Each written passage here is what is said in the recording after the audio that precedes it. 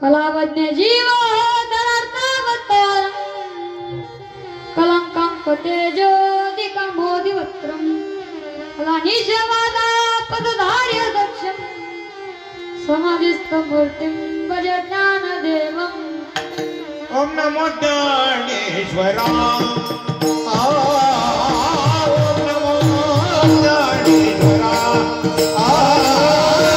ओम नमो ज्ञानेश्वराय ओम नमो ज्ञानेश्वराय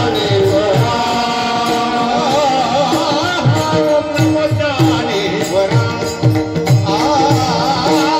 ओम नमो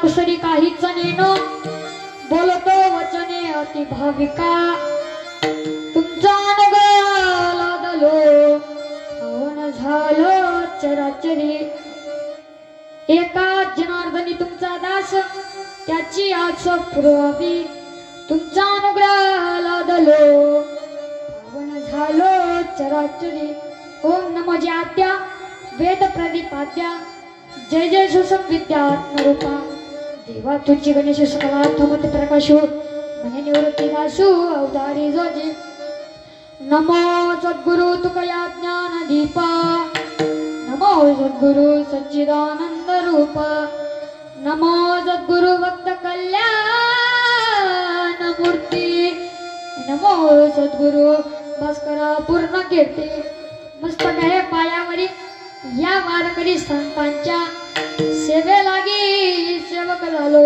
तुमच्या लादलो निज चरणात अहो स्वामी तुकया देवा या वरी न करावा वेरू सेवे लागी सेवक झालो तुमच्या लादलो निज चरणात ठाला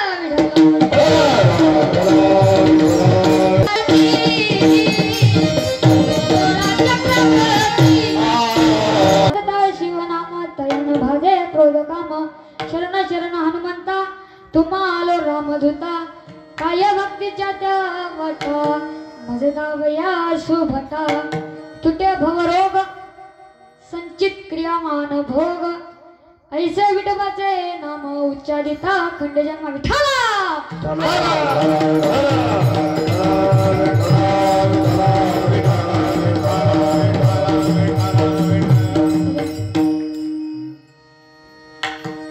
कैवल्य साम्राज्य चक्रवर्ती श्री विश्वमौली ज्ञानोबा राय वारकरी संप्रदायाच्या कलशस्थानी असणारे जगद्गुरु श्री तुकोबा राय ब्रह्ममूर्ती सोपान काका सद्गुरु जोग महाराज आदि माया शक्ती मुक्ताई आदि करून सकल संतांच्या चरणात नतमस्तक होऊन सेवेला सुरुवात विठा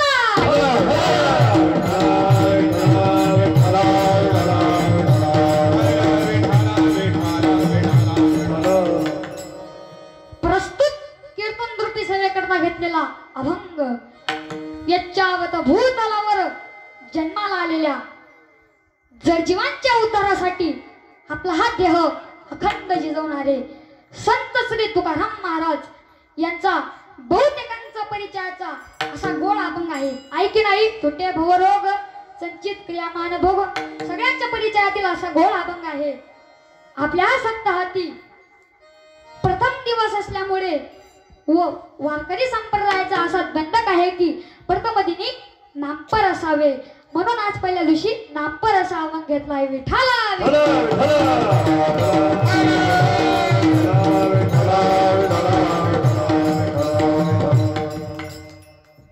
म्हणून आज पहिल्या दिवशी नामपर असा अभंग घेतला आहे ज्याप्रमाणे पंक्तीला बसल्यावर जेवणासाठी कोणता पदार्थ प्रथमतः वाढला जातो?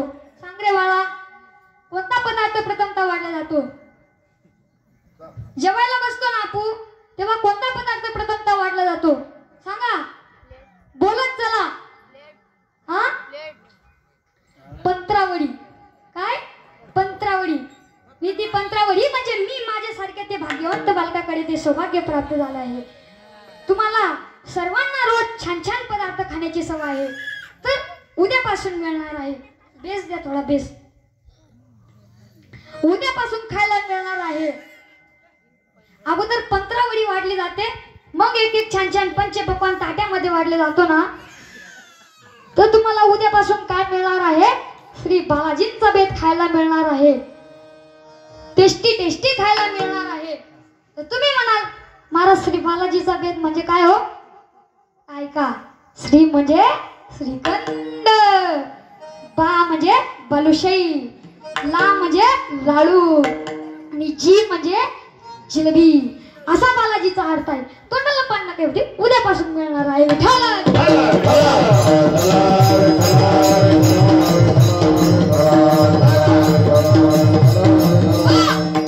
पण हे पंत्रावळीचे तेवढेच महत्व आहे महाराज, बर का. मग आपण नामपरच अभंग का घेतला असतो? आज पहिला दिवस आहे सप्त्याचा आपला. बोलत चला, तोंड नाही का, बोलत चला. आज पहिला दिवस आहे ना सप्त्याचा, म्हणून आज पहिला दिवस आहे. मग पहिल्या दिवशी नामपरच का घेतला जातो यावर आपण विचार करू. विठाला विठाला.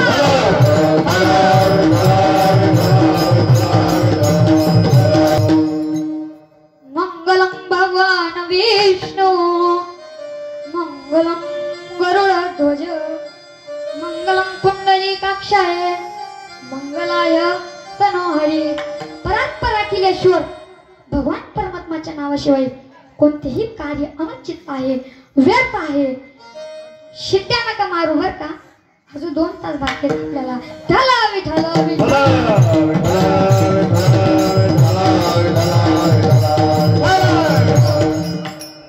नाम पवित्र आहे.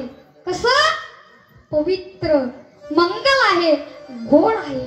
अमृताहुनी नाम गोड आहे. अमृताहुनी गोड, अमृताहुनी गोड, नाम तुझे देवा, नाम तुझे देवा. अमृताहुनी गोड, अमृताहुनी गोड, नाम तुझे देवा, नाम तुझे देवा. मन महाजी केशवा, मन महाजी केशवा.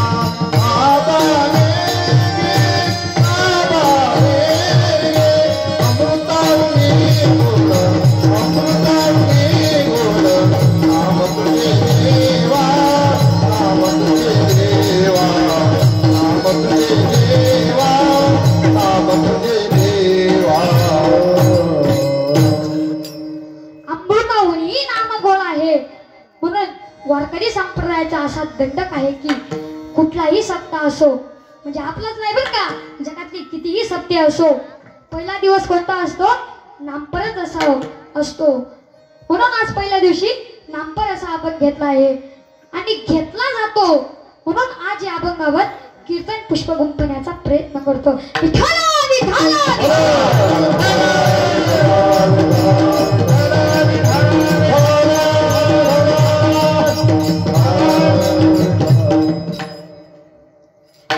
सालाबाद प्रमाणे चालत असलेला अखंड हरिनाम सप्ताह किम निमित्ताने आहे? ते म्हणजे मायावती रायांची जन्म महोत्सव. आणि आपल्या गावाचं काय महत्व सांगावं? दरवर्षी मोठ्या थाटामाटात साजरा करतात. आपल्या गावाचं महत्व सांगण्यासाठी कितीतरी कमीच आहे.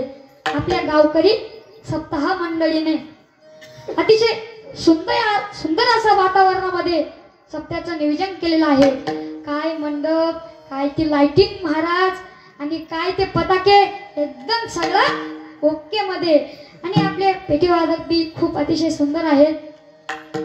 आपले महाराज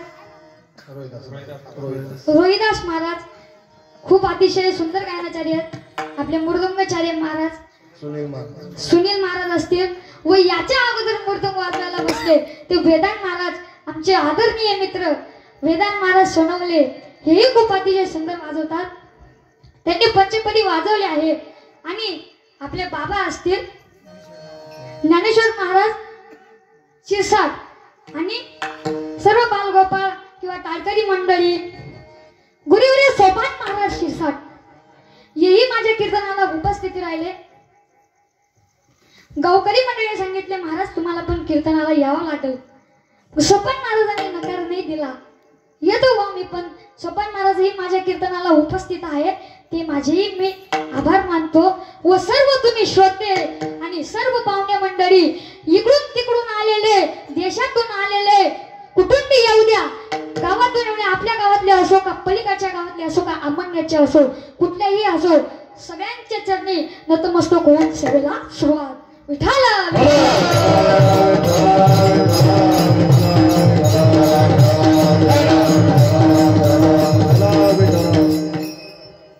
तुमचे गुरु, आमचे गुरु, सगळ्या देहाचे गुरु, ब्रह्मांडाचे गुरु, मृदुंगाचार्याचे गुरु, पेटी वादकाचे गुरु, जे तुम्ही व्हिडिओ काढतात ना त्याचेही गुरु, परत श्रोते मंडळी बसले त्यांचेही गुरु, व गायनाचारी मंडळी, गायकरी मंडळी, पखवाज मंडळी, सगळ्यांचे गुरु महाराज. झालाय आता कीर्तन सुरू. विठाला विठाला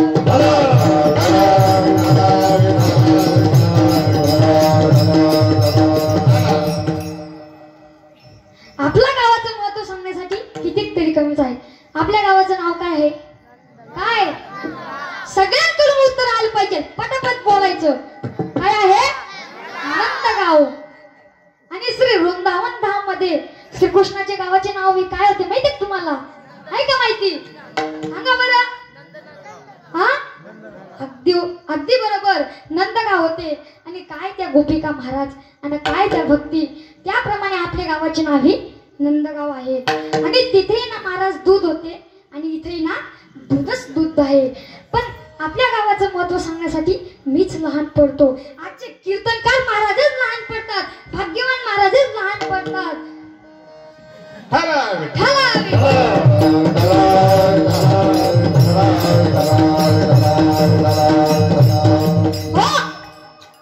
कसं आहे महाराज, लहान तोंडी मोठा घास नाही घ्यावा. हा, लहान तोंडी मोठा घास नाही घ्यावा. आपली पायाची वाण पायच बरी. आपल्या पायातले बूट असतात ते पायातच राहू द्यायचं, त्याला डोक्यावर नाही घालायचं. आपली पायाची वाण पायच बरी. आपण मोठा घास नाही घेत. परंतु तुम्ही म्हणाल, तुमचा प्रश्न मला पडतो ना, तुम्ही म्हणाल कीर्तन कशाला करतो? तर आजकालचे जग बदललेलं आहे बर का. हा, आजकालच्या लहान मुलांना लहान कधीच नाही समजायचे. लय विचित्र महाराज, काय सांगावं.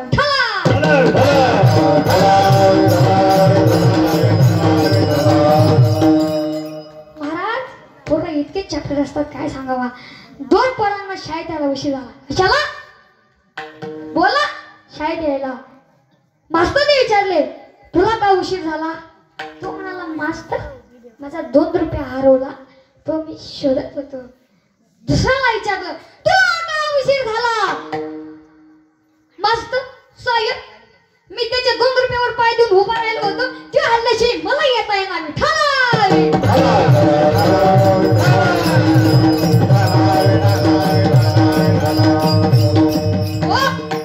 असे पोरं चॅप्टर असतात महाराज.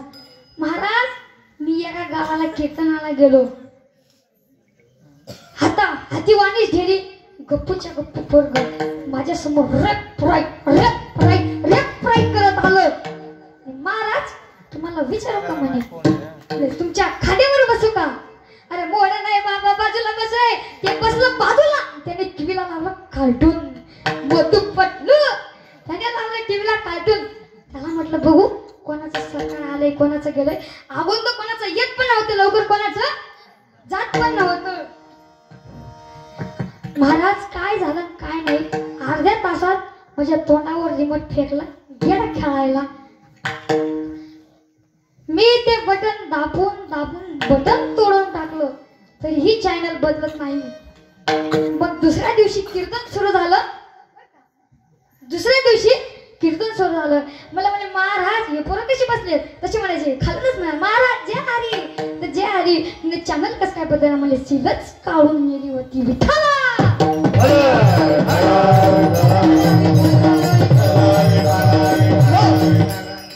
असे पोरं चॅप्टर असतात महाराज. मग कीर्तन झालं त्याची आई म्हणाली बाळा अरे कीर्तन झालं तू महाराजाचं दर्शन घे. अरे घे रे बाळा तू दर्शन घे. त्याची आई तो दर्शनच घेत नव्हता महाराज. त्याच्या आईने त्याला काठी आणून मारलं. इतकं मारलं महाराज त्या मंडपाच्या समोर तरी तो दर्शन घेत नाही. तो त्या आईला काय म्हणाला आई हम पुष्पाराज झुकी गए साला. असे पोरं विचित्र असतात महाराज. काय सांगावा विठाला विठाला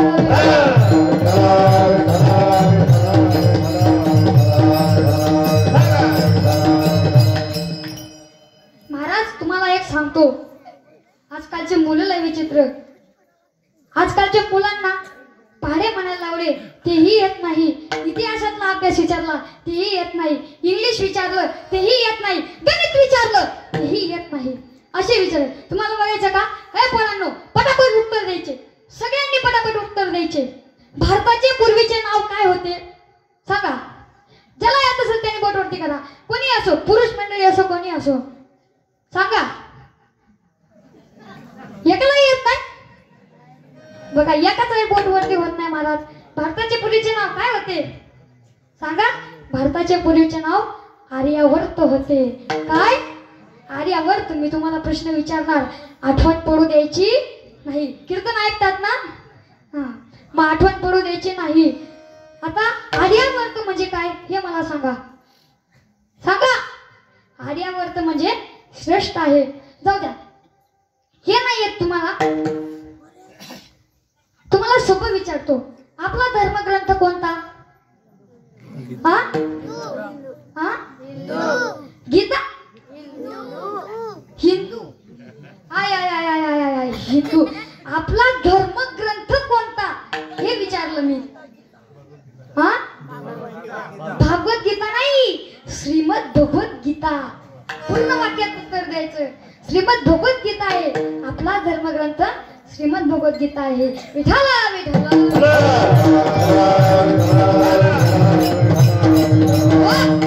असे पोरं असतात महाराज. प्रश्न विचारला तो प्रश्नही येत नाही. काय सांगावा महाराज. मुलांनो आश विठाला विठाला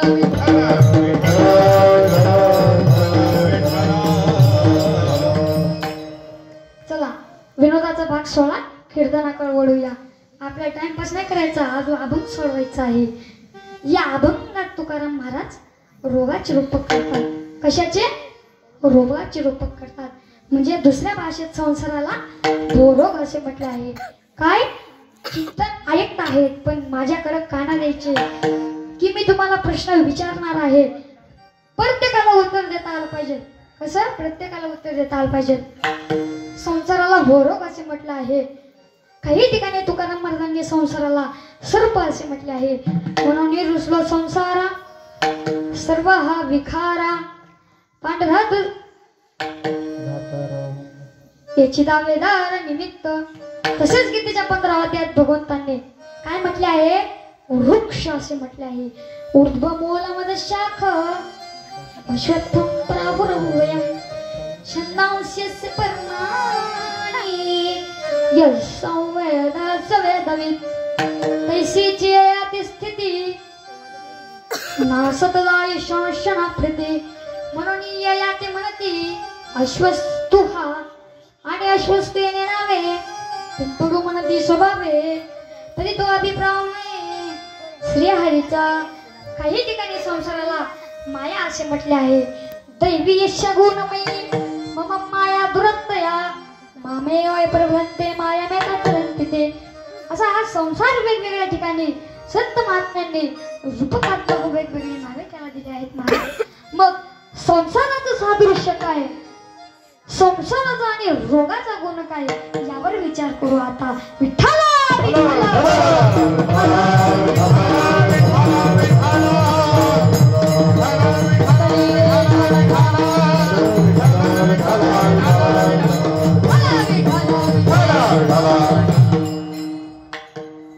आता आपण अभंगाचा भावार्थ पाहू. सगळ्यांनी माझ्या माझ्याकडं कान द्यायचे आणि डोळ्याने बघायचं बरं का. आणि मी तुम्हाला प्रश्न विचारणार, त्या प्रश्नाचं उत्तर द्यायचं. ऐका, आता आपण भावार्थ पाहू. या अभंगात आपल्याला दुःखाने पीडित झालेले 6 साधक तुकाराम महाराज ज्यांची कीर्ती ऐकून तुकाराम महाराजांजवळ आले व तुकाराम महाराजांना साष्टांग नमस्कार घातला. श्री संतांचे माता चरणावरी साष्टांग करीत दंडवत नमस्कार करून तुकाराम महाराजांना आपापले प्रश्न विचारू लागले. पहिला म्हणू लागला, काय म्हणू लागला?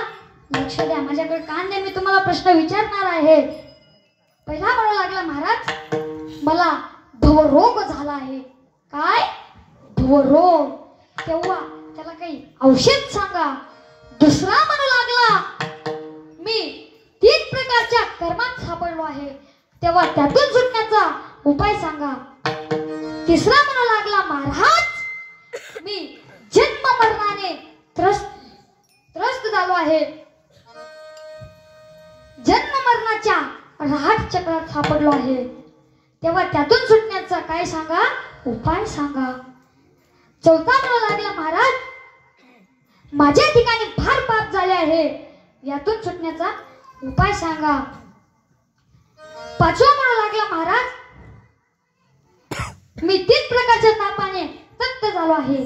विविध तापे तापलो मी देवा सेवा कुटुंबाची. तेव्हा यातून सुटण्याचा उपाय सांगा. तेव्हा 6वा म्हणू लागला, काय म्हणू लागला? ऐका, भजन करा विठ्ठला.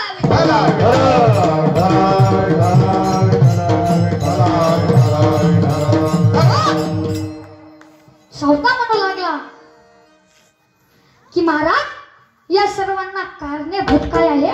माया आहे. आणि त्याच माया नदीत मी सापडलो आहे. माया नदीत मी सापडलो आहे. तर तेव्हा त्यातून सुटण्याचा उपाय सांगा.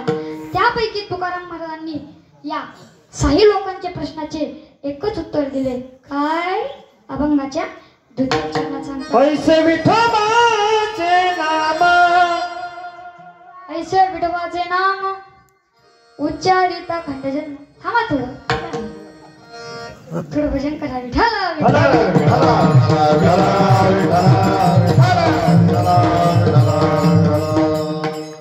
ऐसे विठोबाचे नाम उच्चारिता खंडजन्म.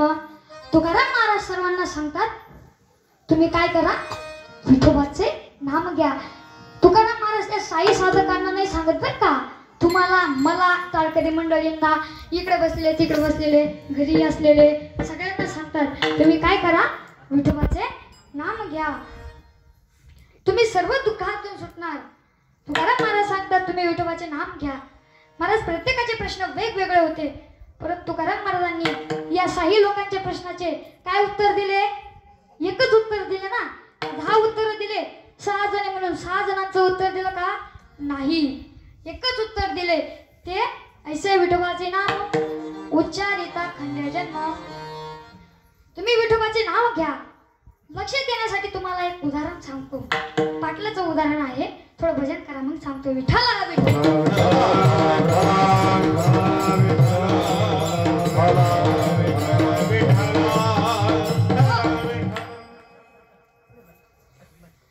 पाटलाजवळ आपापले प्रश्न घेऊन गावातील 6 लोक वेगवेगळे प्रश्न घेऊन गावातील पाटलाकडे आले व आपापले प्रश्न विचारू लागले.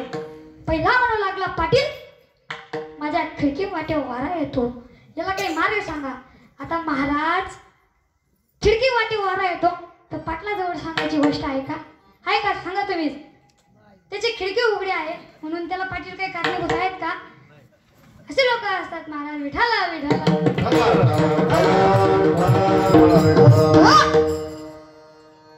दुसरा म्हणू लागला, पाटील माझी बायको कर्कशी निघाली. आता याला काय करतील महाराज पाटील? याची बायको कर्कशी निघाली, याची बायको कर्कशी निघाली तर याला पाटील काय करणार आहेत? विठ्ठला हो.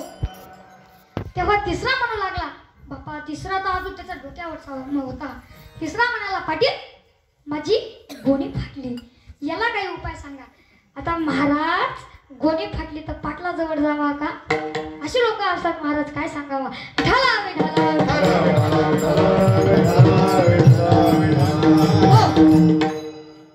अजून चौथा तर त्याच्यावरचा होता. चौथा काय म्हणाला असेल सांगा. चौथा म्हणाला माझी नोट फाटली. याला काही उपाय सांगा. आता महाराज याची नोट फाटली, याला काही पाटील काही करणार आहेत का सांगा. कारणीभूत काय आहेत का. नाही ना. असे लोक असतात महाराज. पाटलाजवळ जातात विचारायला विठाला विठाला विठाला. पाणी जात नाही. आता वाफेत पाणी जात नाही तर याला पाटील काय करणार आहेत का महाराज. असे लोक असतात. विठाला विठाला ते म्हणू लागला. हा तर सगळ्यांचा वरचा होता. पाटील म्हणजे माझी बायकोच मेली. आता महाराज याची बायको मेली हा तर याला पाटील काय करणार आहेत का महाराज. असे लोक असतात. विठाला विठाला. तसं नाही. पाटील हुशार होता. कसा होता. ज्ञानी होता. त्याने या 6 लोकांच्या प्रश्नाचे एकच उत्तर दिले. ते काय. असे पाठ लावा. पाटील म्हणाले तुझ्या खिडकी वाटे वारा येतो ना. घरा पाठ असेल तर लाव. म्हणजे तुझ्या घरामध्ये पाठ असेल तर लाव की जेणेकरून वारा येणे बंद होईल.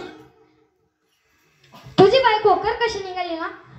कडाला लावायची वागवायची. आता तशीच वागून जा बाबा.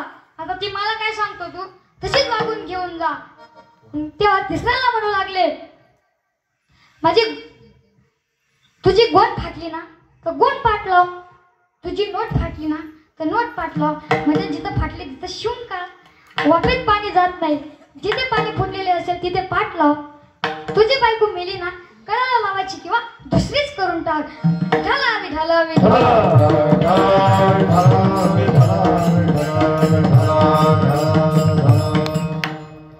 या 6 लोकांच्या प्रश्नाचे एकच उत्तर दिले पाटलने. तात्पर्य सर्व लोकांचे प्रश्न कसे होते सांगा. आता सर्व लोकांचे प्रश्न कसे होते वेगवेगळे होते. परंतु पाटलाने या 6 लोकांच्या प्रश्नाचे उत्तर कसे दिले एकच उत्तर दिले. ते पाठ लावा म्हणजे तुम्ही सर्व दुःखातून सुटणार. त्यापैकी आता आपण भवरोग म्हणजे काय. भवरोग या प्रश्नाचा विचार करू. नंतर प्रथम दुसऱ्या प्रश्नाचा विचार करू. थोडं भजन करा मग ऐका. विठाला विठाला.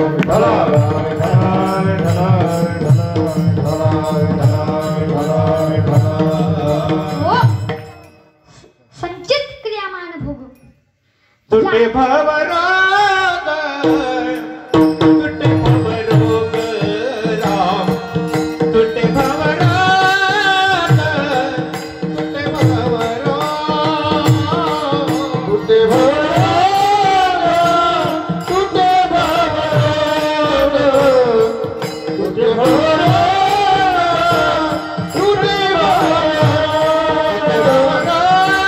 तुटे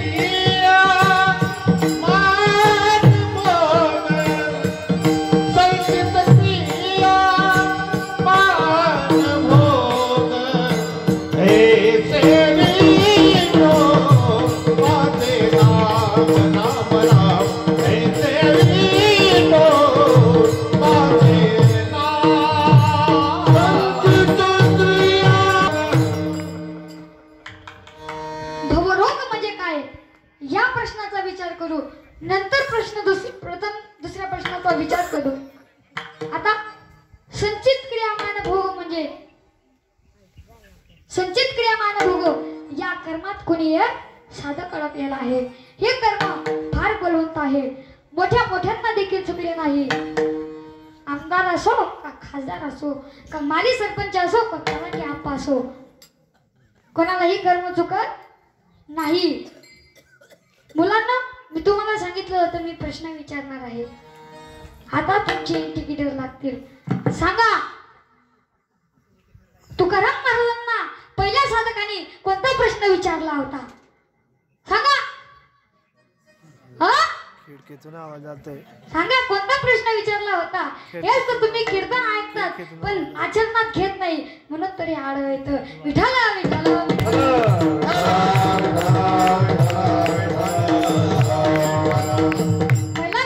पहिला प्रश्न तुकाराम महाराजांना काय विचारला होता?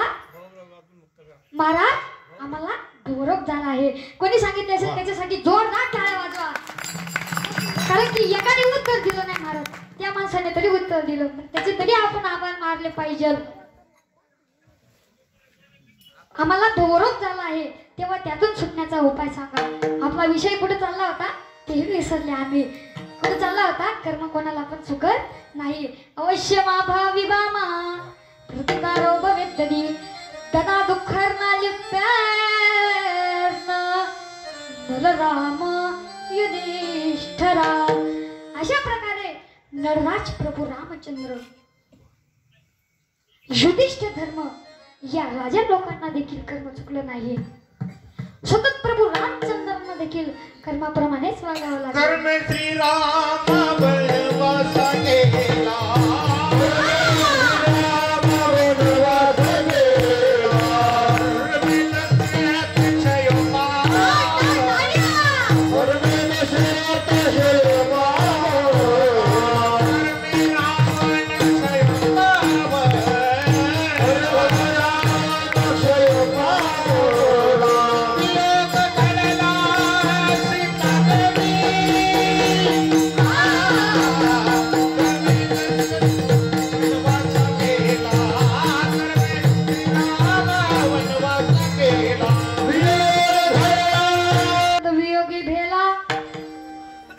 श्रीराम वनवासी गेला कर्मे रावणा पावला वियोगी घटला सीता देवी. या कर्माने दुर्योधन आणि नाश पावले, महापंथाला गेले, नहुराज सर्पाच्या योनीला गेले.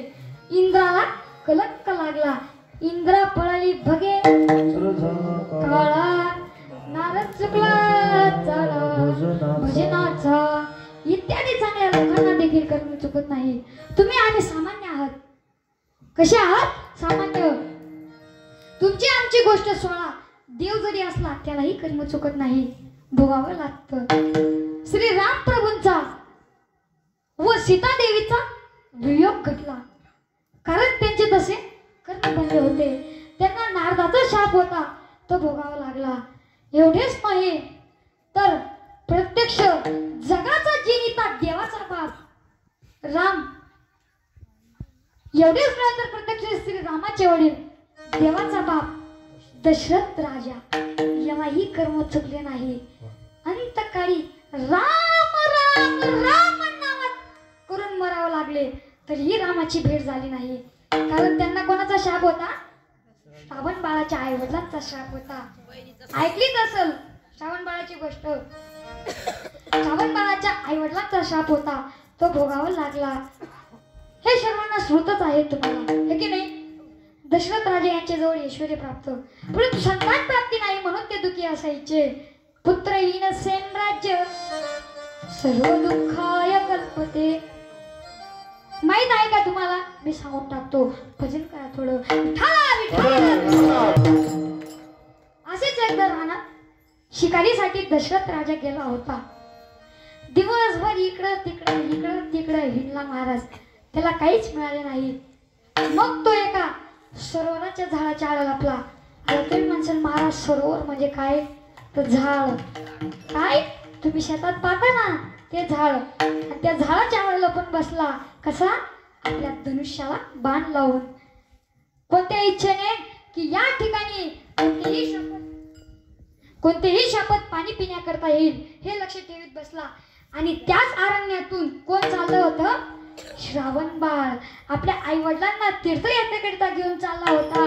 परंतु उन्हाळ्याचे दिवस असल्यामुळे श्रावण बाळाच्या आई वडिलांना काय लागले आहे? तहान.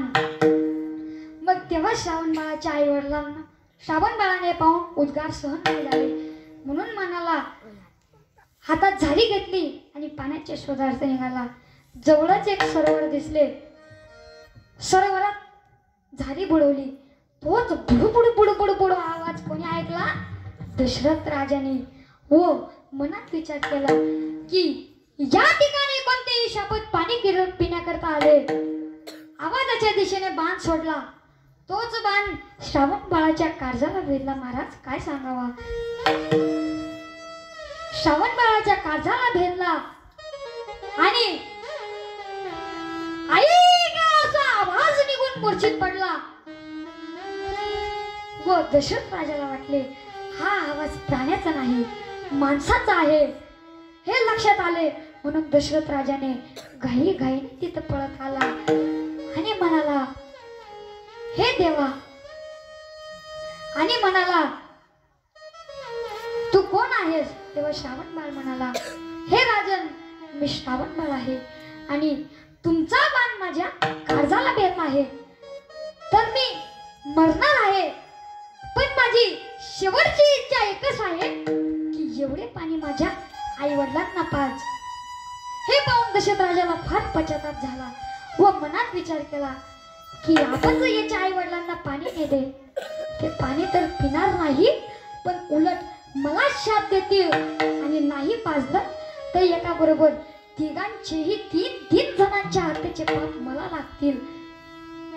म्हणून हो हा असा विचार करून दशरथ राजा श्रावण बाळाच्या आई वडिलांजवळ आला आणि बोलायला सुरुवात केली. आणि श्रावण बाळाच्या आई वडील विठाला विठाला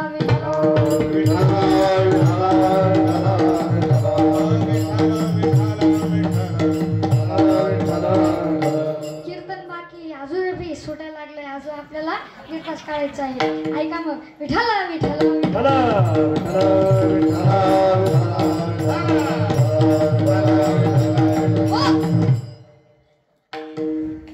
श्रावण बाळ पडलेल्या स्थितीत म्हणाला हे राजा, मी आई वडिलांना तीर्थयात्रेकरिता घेऊन चाललो होतो, पण तुमचा बाण माझ्या काळजाला भेदला आहे, तर मी मरणार आहे. पण माझी शेवटची इच्छा एकच आहे की एवढे पाणी माझ्या आई वडिलांना पाज. मग श्रावण बाळ आला. श्रावण बाळाचे आई वडील म्हणाले बाळ श्रावणा, तू आम्हाला दिसत नाही, परंतु ज्या अर्थी तर काही तुला बोलायचे नाही त्या अर्थी तुला फार त्रास झाला आहे. उन्हात पाणी आणायला जाऊन तुला फार श्रम झाले आहे, म्हणून तू आमच्यावर रागवला आहेस, म्हणून तू आमच्या सोबत बोलला आहेस.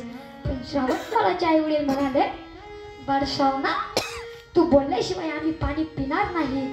हे ऐकल्याबरोबर दशरथ राजा घाबरला व मनात विचार केला, परंतु मनाचा पक्का निश्चय करून जवळ गेला आणि बोलायला सुरुवात केली की महाराज, मी तुमचा श्रावण बाळ नाहीच आहे, मी राजा दशरथ आहे आणि माझ्याकडून तुमच्या मुलाचा घात झाला आहे, तर मी मरणार आहे. पण माझी शेवटची इच्छा एकच आहे. श्रावण बाळाच्या आई वडिलांनी शाप दिला. कोणाला? दशरथ राजाला. हे राजन, तू आमच्या मुलाचा घात केलास व आम्हाला समुद्राच्या कडेला लोटलेस. तुलाही तसं तुझ्या पुत्राची भेट होणार नाही व पुत्र करून प्राण सोडावा लागेल. घडलेले कर्म राजा दशरथाला भोगावे लागले. अंतकाळी राम करून प्राण सोडावा लागला, तरीही रामाची भेट झाली नाही, कारण दशरथ राजाचे तसे कर्म बनले होते. त्यांना कोणाचा शाप होता? श्रावण बाळाच्या आई वडिलांचा शाप होता. विठाला विठाला त्यांना श्रावण बाळाच्या आई वडिलांचा शाप होता, तो भोगावा लागला. असे प्रारब्ध कर्म असते. कसं? असं दृष्टांत सांगितला ना मी तुम्हाला, तुमच्या लक्षात आलं असेल. असं प्रारब्ध कर्म असं असतं. तुम्हाला एक दृष्टांत सांगतो, लक्षात नसेल आला तर अजून एक दृष्टांत सांगतो. थोडं भजन करा मग ऐका. विठाला विठाला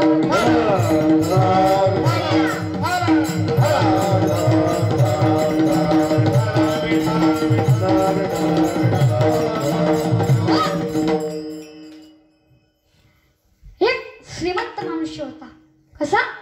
श्रीमंत. त्याच्याजवळ धन खूप होतं महाराज. पण त्याने नेमकं घर दौलत गाडी बंगला सर्व काही घेतलं. त्याने घरात शावरही बसवले. पण त्याचा उद्याच नेमकं जाण्याचा वेळ आला. कुठं? बाहेर नाही, गावाला नाही, आमण्याला नाही, बरं का, पुण्याला नाही, वरती जायचा वेळ आला. मग यमाच्या दूताने डायरीत लिहून दिले की एवढ्या लोकांना घेऊन या. यम देवाचं काम काय असतं, ज्यांचा पापाचा घडा भरला त्यांना चलो ऊपर वरती गेला. आणि मग यमाचे दूत तिथं आले आणि यमाच्या दूतांनी पहिलं त्याच माणसाचं नाव होतं. कोणाचं? श्रीमंत माणसाचं. हा, बंगल्यावाल्याचं. बरोबर, काकूंसाठी टाळ्या वाजा एकदा.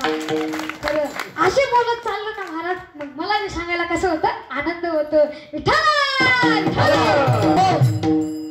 मग त्याला यमाचे दूध घेण्यासाठी आले. तो म्हणाला, अरे सालं, आपण आताच शावर बसवलं, आपली त्या शावर मध्ये आंघोळी झाली नाही, नवीन गाडी घेतली, तिला अजून शिकलो तर नाही, पण चालवली पण नाही, तिच्यात बसलो पण नाही. अरे आपण बंगला बांधला, त्याच्यातही आपल्याला राहायला भेटलं नाही, राहिलं नाही. मग यमाचे दूत त्याच्या घरी आले आणि त्याला म्हणाले, बाबा चला आपल्याला आता जायचं आहे. मग त्याची जाण्याची वेळ झाली, पण तो बी चाप्टर होता महाराज.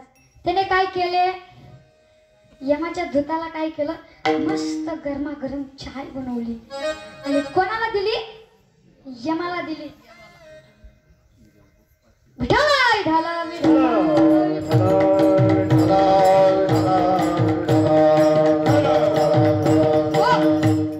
यमाच्या दूताला दिली.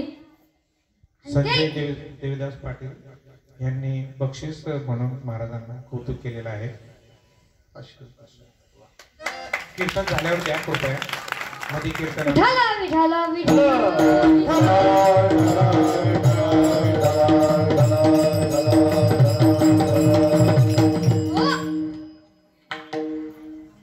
मग यमाच्या दूताने काय केलं सांगा, मी चालूच सांगून गेलो, तितके बी आठवत नाही का. काय केलं, चहा ठेवली. हा, असं आता पटलं आपल्याला.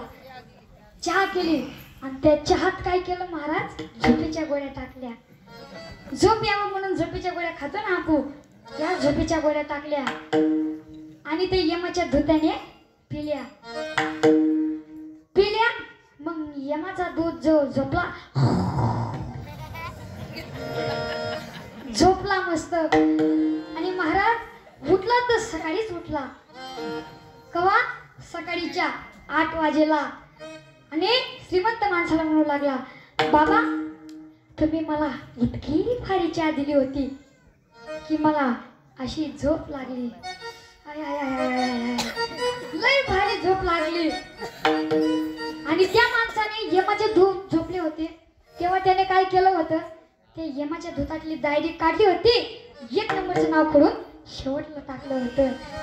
आणि यमाचा दूत म्हणाला, बाबा तुम्हाला इतकी भारी चहा दिलती की मला लय भारी झोप लागली. मग मी आता तुझं नाव 1 नंबरला आहे ना ते खोडून टाकतो आणि शेवटपासून सुरुवात करतो. विठाला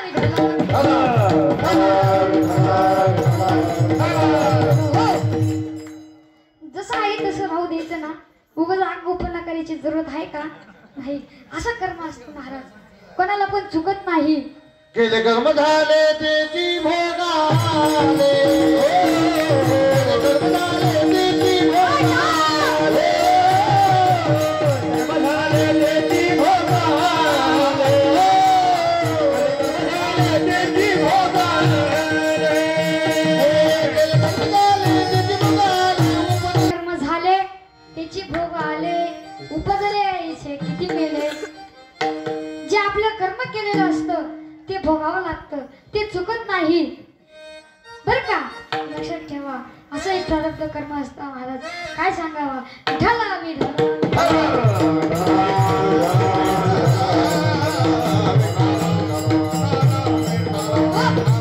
सांगायचे तात्पर्य एवढेच आहे की आता तू वाळू घेतली की त्याचे रत्न हातात ज्ञानेश्वर महाराज सांगतात, हो आदुर्शापते ते वाळूचे रत्न पिराते, उच्चाविष्य ते मारिले लोभुखरी. आपण धन, तुम्ही दुकानात जाता हा आणि पैशाने साखर घेणार, शेंगदाणे घेणार, ते धन पैसा ते कितीही घालवण्याचा प्रयत्न केला तरीही जात नाही, त्याचा कितीही त्याग केला तरीही जात नाही. तुम्हाला एक दृष्टांत सांगतो म्हणजे तुमच्या लक्षात येईल. मग थोडं भजन करा. विठ्ठल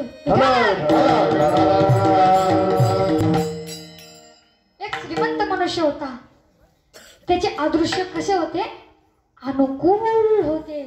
त्याने धन नाहीसे होण्याकरिता म्हणजे घालवण्याकरिता राजाचा गृह केला. आता राजाचा गृह कसा केला असेल? महाराज भर दरबारात राजाला पायातील बूट मारून फेकलं.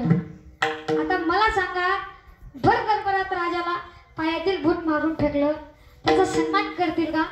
हा, राजा आहे तो, आणि त्याला जर तू पायातलं बूट मारून फेकलं तर त्याचा सन्मान करणार आहेत का लोक?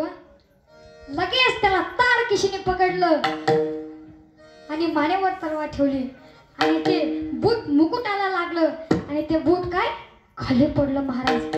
आणि आश्चर्य असं घडलं की त्याच मुकुटातून साप निघाला. काय साप? Black cobra. ते पाहिल्यावर सर्व दरबार आश्चर्यचकित होऊन पाहू लागले. दरबार आश्चर्यचकित होऊन पाहू लागले की दरबार आश्चर्यचकित होऊन पाहू लागले. राजा म्हणाला, त्या माणसाला मारू नका, माझ्याजवळ आणा. त्या माणसाला शिपाईने राजाजवळ आणलं व भर चौकात उभं केलं.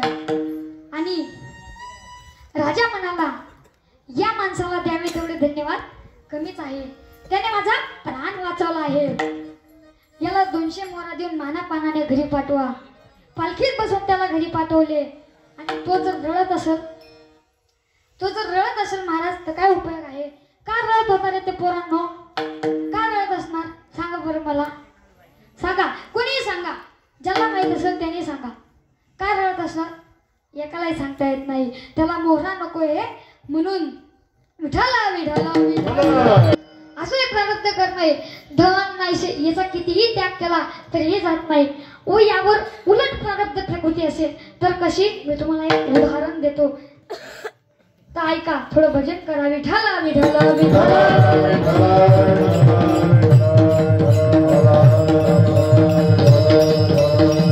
हो, एक माणूस म्हणाला, मी तुला 100 खेटर मारतो.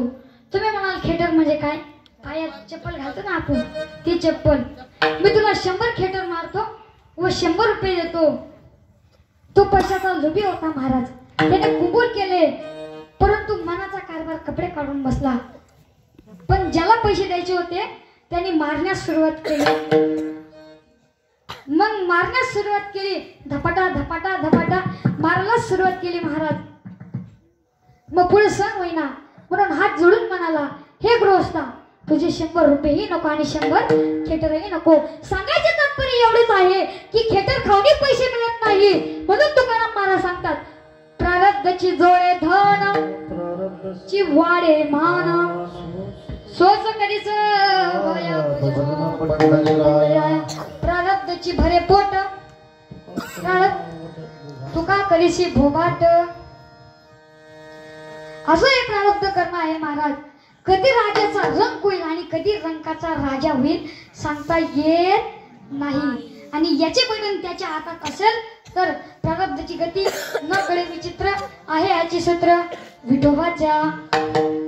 तात्पर्य एवढंच आहे की प्रारब्ध कर्म हे कितीही अनुकूल असेल तर आपल्याला अशा प्रकारे प्रारब्ध कर्म दुस्तर होते.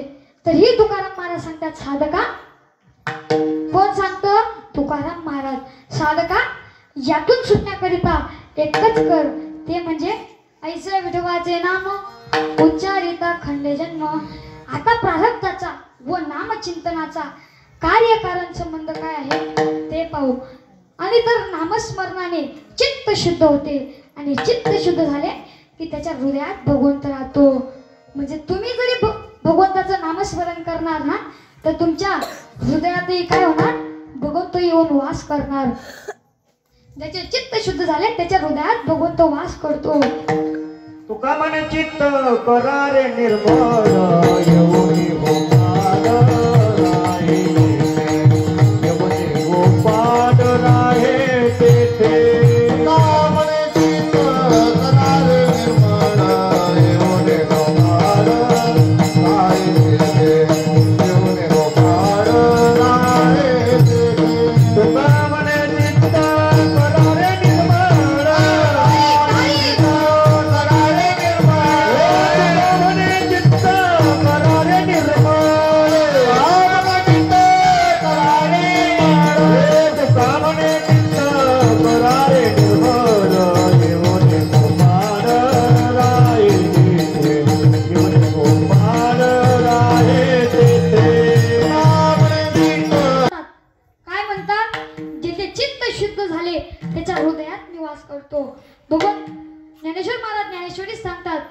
तरी जयाचे चोकठे मानसी मी होणी असे 17 संन्यासी जयाने जले याते वैरागी गा.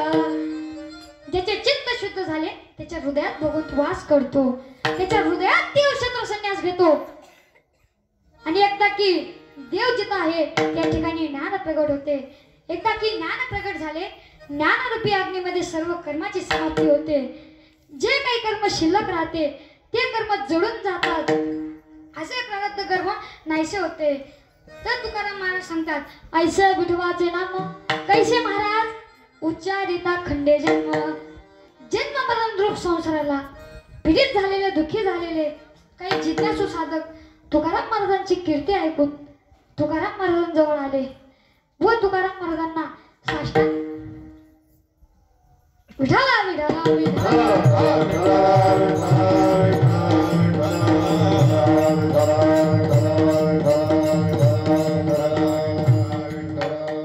तुकाराम महाराज सर्वांना सांगतात तुम्ही विठोबाचे नाम घ्या.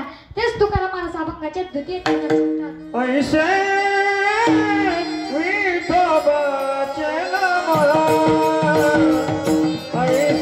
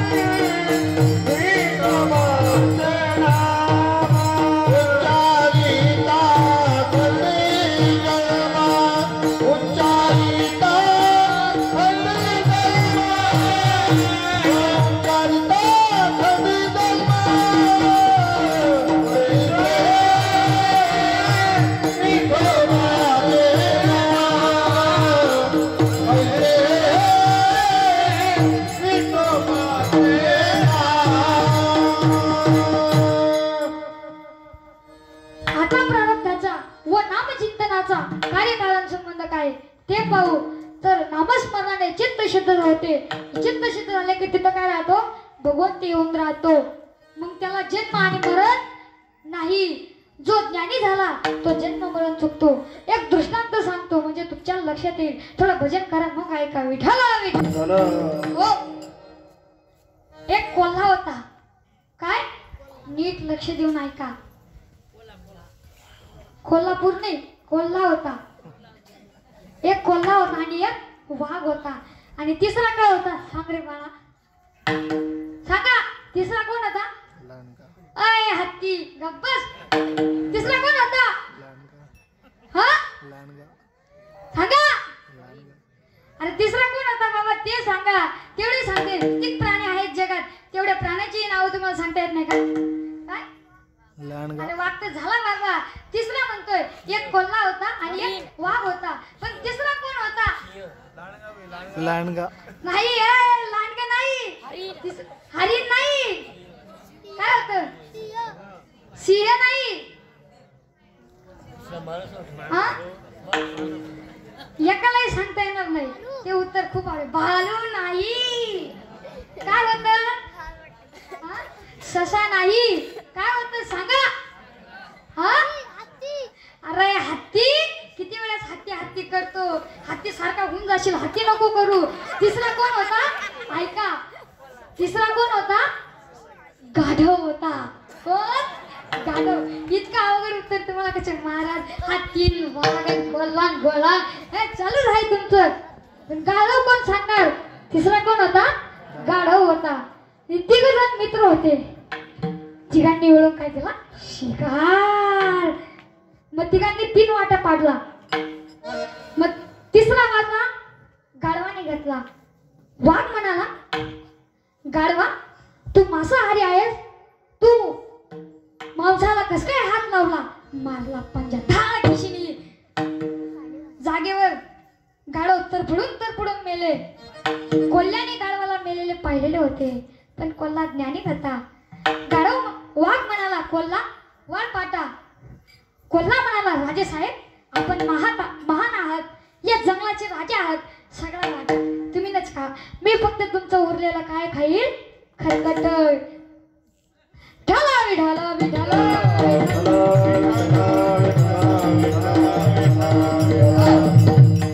कोल्हा ज्ञानी होता म्हणून स्वतःचा प्राण वाचवता आला.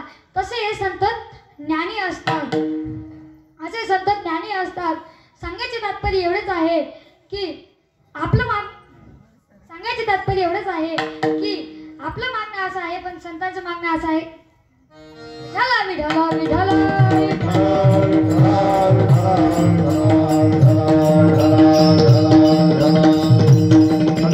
हो,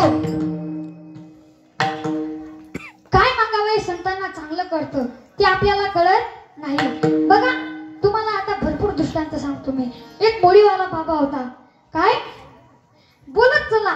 अरे तुम्ही झोपा लागलेत का? तुम्हाला झोपा लागल्यात का? मग बोलत चला ना, बोलत चला. मग विठ्ठल विठ्ठल नामाचा जप करा. विठ्ठला विठ्ठला विठ्ठला.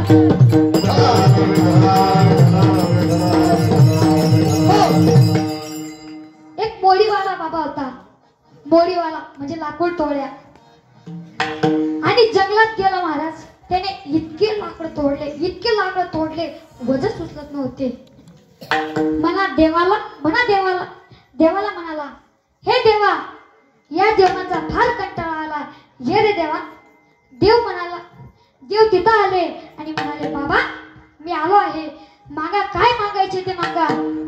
तेव्हा मोडीवाला बाबा काय म्हणतो, देवा एवढं ओझ उचलून द्या. देवाने डोक्यावर ओझ उचलून दिले. मोडीवाला बाबा निघून गेला. पाहता काय माझ्याकडे? देवाने डोक्यालाच हात लावला. विठ्ठला विठ्ठला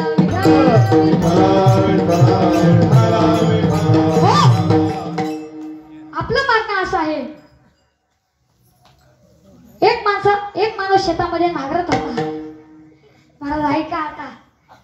एक माणूस काय करत होता? शेतामध्ये नांगरत होता. खूप थकला. म्हणाला, देवा या जीवनाचा फार कंटाळा आला. देव म्हणाला, चला चांगला गिऱ्हाईक आहे. देव तिथं आले. देव म्हणाले, बाबा मी आलो, मागा.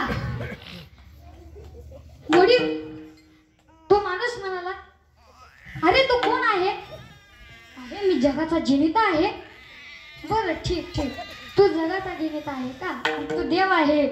मी विचार करत होतो की तंबाखूला चुना कोण देणार? विठाला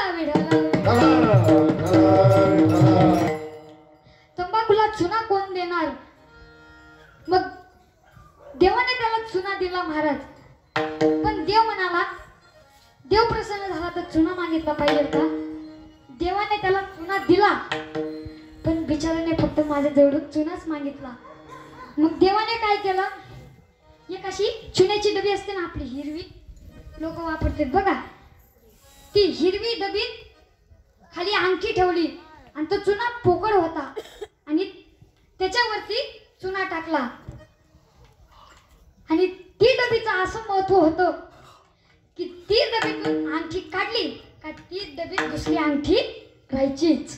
ती अंगठी काढली की लगेच त्याच्यात दुसरी अंगठी राहायचीच. आणि मग तो माणूस घरी गेला, बिचारा दमला, जेवण वगैरे केलं, झोपला. आणि मग त्याची पत्नी सकाळी कपडे धुवायला लागली. कपडे धुता निघली चुन्याची डबी. आणि मग ती म्हणाली, अरे काय हा तंबाखू खावऱ्या, रोज तंबाखूला चुना घेऊन येतो, रोज फेकून द्यावं लागतं. तिने संतापात काय केलं, ती चुन्याची डबी ताडकीशीने खाली आपटली आणि चुन्याची डबी एकीकडे, चुना एकीकडे आणि अंगठी एकीकडं. बाईले लावायचे महाराज, काय सांगावा. बया बया बया बया, अंगठी पहिले अंगठीला आवरलं, मग चुन्याची डबी आवरली आणि मग चुना आवरला, चुना फेकून दिला आणि अंगठी घेतली. आणि ती डबीत कशाची अंगठी होती? सोन्याची. आणि महाराज तिने ती अंगठी घेतली आणि डबीत पाहिलं तर डबीत पण दुसरी अंगठी होती. मग तिने ती पण काढली. परत अजून तिच्यात दुसरी अंगठी होती, तिने ती पण काढली. तिला वाटलं की आता हा डबा चमत्कारी आहे. तिने अशा किती अंगठ्या काढल्या. तिने मग चौथी काढली, पुन्हा त्याच्यात होती. पाचवी काढली, पुन्हा त्याच्यात होती. सहावी काढली, पुन्हा त्याच्यात होती. असं तिने किती वेळा केलं. असे तिने 1,00,000 अंगठी काढली त्याच्यातून. किती? 1,00,000. आणि अंगठीचा भाव काय आहे? 1 तोलचा भाव काय आहे? 82 आहे. आणि तिने ती अंगठी कितीला विकली? 5-5 हजाराला. भाजी मंडई असत ना आपल्या अंबरनाथला, कसं म्हणतात, यावं ताई घेऊन जा, अंगठी घेऊन जा. आणि ती अंगठी 5-5 हजाराला. 1 तोलाचा भाव काय आहे? 82,000. आणि तिने काय केले? 5-5 हजाराला विकले. महाराज इकून 2 गोण्या भरून घेवली, तिकून पैशाचा टेम्पोच भरून आणला. आणि महाराज मग ती गंगूबाईने काय केलं? अंगठीवाली तिच्यापाशी डबी राहू गेली. पुढं आजू आपल्याजवळ संपलं का? मग आहेच. मग ती गंगूबाईने काय केलं? भला मोठा बंगला बांधला. 24 एकर जमीन मध्ये बंगला बांधला. किती? 24 एकर. मग त्याच्यात गार्डनही, किराणा दुकानही, कटिंगचं दुकानही, सगळंच तिने तिच्यात बांधलं महाराज. तिच्यात स्विमिंग पूल बी बांधला. काय सांगावा. आणि सगळ्या गावात गंगूबाईची हवा. हा गंगूबाई म्हणजे नाद नाही करायचा बरं का. गंगूबाई म्हणजे लय बेकार. गंगूबाईचा काय टॅलेंट हे कोणाला माहितीये. एक अंगठी काढून बाजारात 5-5 हजाराला विकली आणि मग एवढा मोठा बंगला उभा केला. हे लोकांना काय माहिती. 8 दिवसात डायरेक्ट बंगला हाय, किराणा दुकान, चप्पीचे दुकान, स्विमिंग पूल आहे. गंगूबाईची हवा.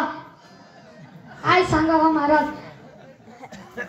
आणि मग तिची सखूबाई मैत्रीण म्हणाली, का ग? मग तिची मैत्रीण होती. आता ऐका. विठाला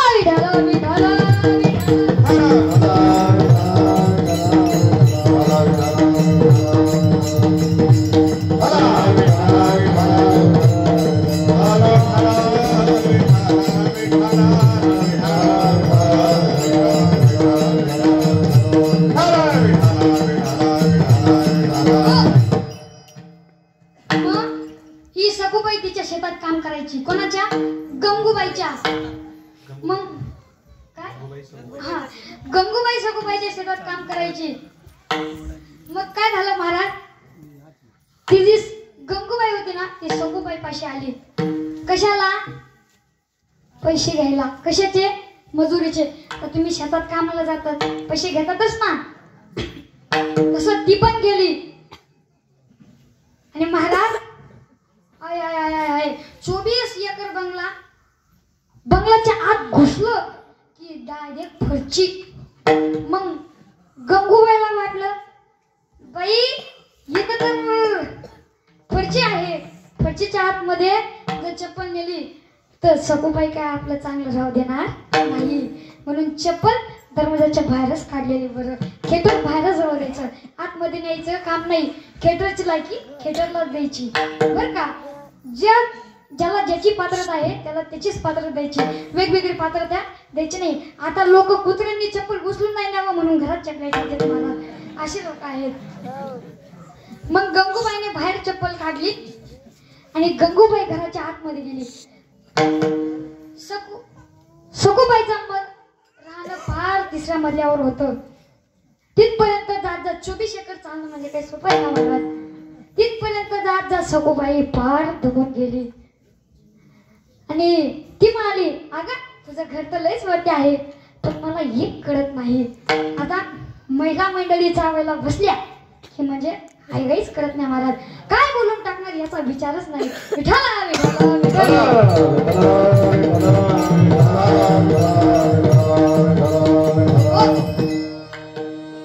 गंगूबाई म्हणाली, अगं तू 8 दिवसात हा बंगला आणि स्विमिंग पूल, किराणा दुकान, चप्पीचे दुकान, हा जे नाही ते बांधून टाकलं बंगल्यात, पण तू इथून एवढं आणलं कस काय? मग ती तिला रिक्वेस्ट करू लागली, एकदा सांग ना तू कस काय केलं? ती म्हणाली लय मोठं काम आहे ते, तुला नाही जमणार, ते तुला जमणार नाही. आणि मग ती रिक्वेस्ट करू लागली, एकदा सांग, फक्त एकदा सांग. आणि मग सगूबाईने सांगितले, हे बघ जास्त काहीच करायचं नाही. नवरा घरी आला की त्याचे खिसे चापलायचे आणि डबी दिसते, ती डबी भेटली तिच्यात उघडून पाहायचं, आणि ते जर नाही भेटलं तर नवऱ्याला म्हणायचं जा आणि डबी घेऊन घरी यायचं. गंगूबाई गेली घरी. रास माहीत पडला ना, गंगूबाई गेली घरी. हा, सखूबाई घरी गेली. असू द्या ढला बिढला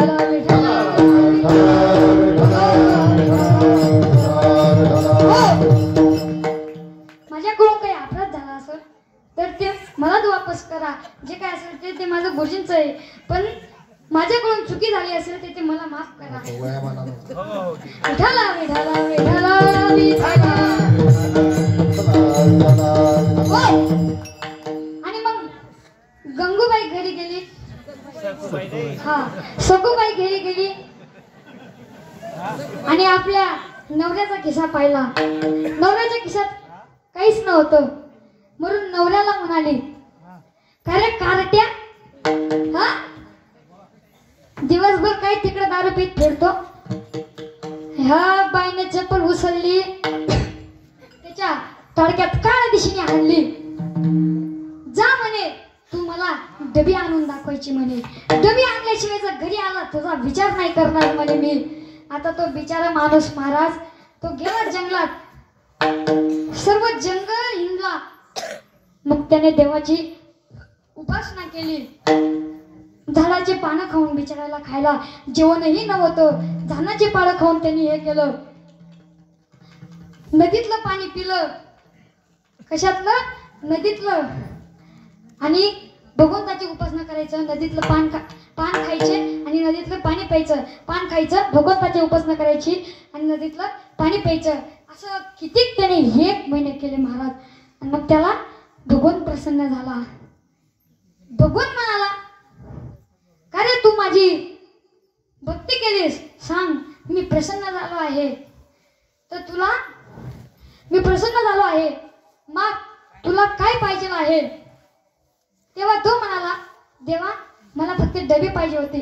त्या माणसाला नाही दिसती का तू? त्या माणसाला नाही दिसती का? ती डबी मला पाहिजे आहे. पण देव बी चतुर होता. हा असा लोचा आहे का? हा, मग देवाने काय केले? डबी नाही दिली महाराज, डबा दिला. आणि तो डबा त्याने हातात घेतला. घरी न्यावा ना महाराज. तो डबा हळूच झाकण उघडायचं आणि त्या डब्यातून वस्ताला निघायचा.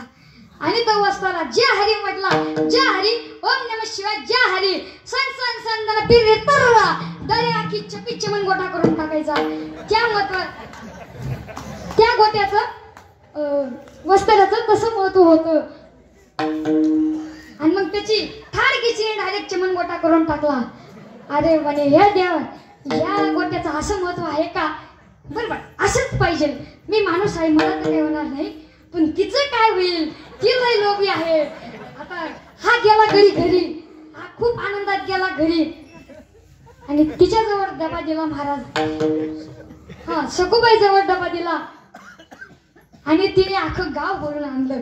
या चला चला, 5-5 हजाराची साडी देणार तुम्हाला. कोण म्हणे, असं सखूबाई तुम्हाला 5-5 हजाराची साडी देणार, या माझ्या घरी पूजेला या. कशाची? डब्याची पूजेला या महाराज. आणि त्या डब्याच्या आजूबाजूला मस्त खोलला नाही, ठेवून ठेवला आणि मस्त त्या डब्याची पूजा वगैरे केली आणि मग गेले सगळ्यांना बोलवायला. सर्व नंगा बोलून आणलं. कुठं? अमळनेरला. इथं नाही बरं का. अमळनेरला.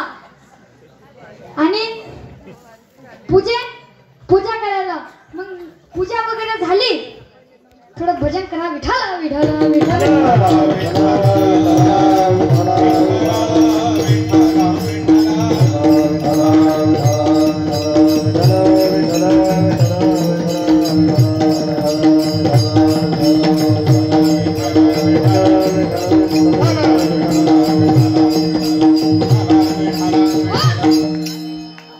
सर्व नंदा बोलवला अमळनेर मध्ये. कशाला? पूजा करायला. आणि मग केली सुरुवात. महाराज पूजा वगैरे झाली.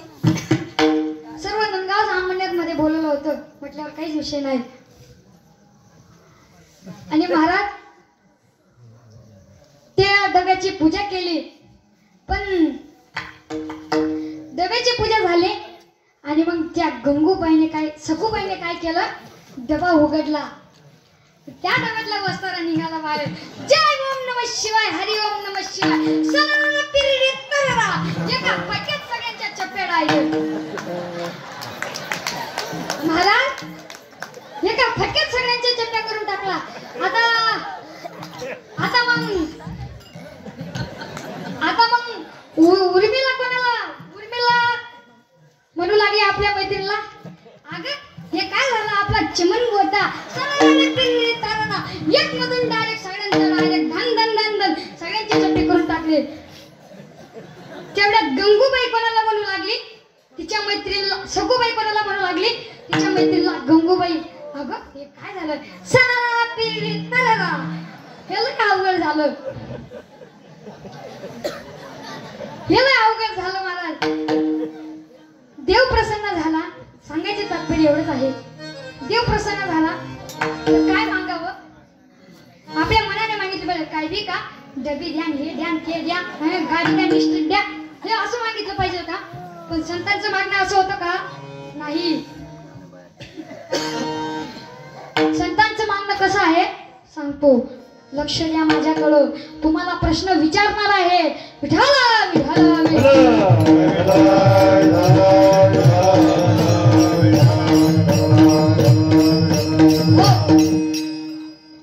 तुकाराम महाराज आळंदी ते पंढरपूर पायवारी करतात. तसं आम्ही करतो. तारकरी मंडळी सगळेजण आम्ही पायवारी करतो. आपल्या गावातलेही काही लोक येत असणार पायवारीला. आळंदी ते पंढरपूर येतात की नाही? येतात ना? हा, येत चालायचं वारीला. महाराज तुम्हाला काय सांगावा, वारीत 70 ते 80 मत इतके पाय झालेले म्हातारे सहज उड्या मारतात. कसं? ज्ञानोबा माऊली तुकाराम, ज्ञानोबा माऊली तुकाराम, ज्ञानोबा माऊली तुकाराम, ज्ञानोबा माऊली तुकाराम, ज्ञानोबा ज्ञानोबा ज्ञानोबा माऊली तुकाराम, ज्ञानोबा ज्ञानोबा ज्ञानोबा तुकाराम, ज्ञानोबा ज्ञानोबा ज्ञानोबा तुकाराम, ज्ञानोबा ज्ञानोबा ज्ञानोबा तुकाराम, ज्ञानोबा माऊली तुकाराम, ज्ञानोबा माऊली तुकाराम, ज्ञानोबा माऊली तुकाराम, ज्ञानोबा माऊली तुकाराम, ज्ञानोबा माऊली तुकाराम, ज्ञानोबा माऊली तुकाराम, ज्ञानोबा माऊली तुकाराम. असं 70 वर्षात म्हातारे उड्या मारत चालतात. तर तुम्ही यायला पाहिजे की नाही वारीला? मग दरवर्षी वारी करायची. सप्त्याला येतात हे की नाही? सप्त्याला आता सगळं गावाला आहे, जवळ आहे म्हणून जायचं. लांबच असलं पाय दुखतो, हात दुखतो, डोकं दुखतो, हा असं म्हणून देते. पण एखादा जात असला का तो म्हटला का चल वारीला, हा नाही नाही नाही डोकं दुखतं. अरे ते माणूस मेला आमच्या परिवारातील, त्याचं दावा करायला जायचं आहे. असे लोक असतात महाराज, पण वारी केली पाहिजे. मग तुकाराम महाराज आळंदी ते पंढरपूर पायी वारी करायचे. आणि पायी वारी करता करता तुकाराम महाराज पंढरपूरला गेले. पंढरपूरला गेले. तुकाराम महाराज जेवढे संत असायचे, ज्ञानेश्वर महाराज, मुक्ताबाई, परत अनेक संत, सावतामाळी महाराज, असे अनेक संत देवाच्या मंदिरात गेले की सर्वांची देवाची मान अशी ताठ व्हायची. ताठ सगळे संत जावं, पण तुकाराम महाराज जर देवळात गेले ना, देवाची मान कशी राहायची? खाली. का? देवाच्या डोक्यावर ते ओझ झालं. कशाचं? तुकाराम महाराजांनी इतकं नामस्मरण केलं की तुकाराम महाराज काहीच मागायचे नाही. देव म्हणायचे, तुकोबाराय तुम्ही मागा, माझ्यापासून काहीतरी मागा. तुकाराम महाराज मागायचे नाही. पण एके दिवशी असं झालं, देव इतके रिक्वेस्ट करू लागले की तुकोबाराय तुम्ही माझ्या जवळून काहीतरी मागा. तुकाराम महाराज म्हणतात, तुला जर द्यायचंच असेल, तू इतके रिक्वेस्ट करतो आहे, तर तुला जर द्यायचंच असेल तर तू मला काय दे? ह्याची दान दे का देवा, तुझा विसर न व्हावा. तू मला हे दान दे की तुझा विसर मला कधीच पडला नाही. गुण गाईना बळी ह्याची माझी सर्व गोडी, मला तुझा विसर नको पडू देऊ. तुकाराम महाराजांनी हे मागितलं. मग मागावं तर काय, हे संतांना कळतं. ते आपल्याला कळतं का? नाही कळत. मला असे लोक असतात, काय सांगावा. विठाला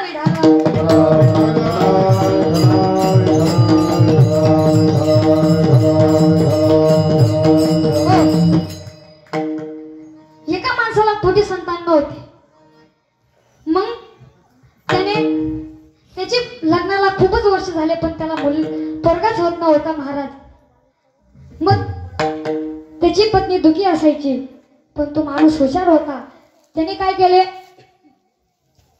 देवाच्या मंदिरात गेला. देवाला म्हणाला, हे देवा, मी तुला सोन्याची टोपी घालीन, तू मला मुलगा दे. आणि तेव्हा देव खरंच त्याच्यावर प्रसन्न झाले.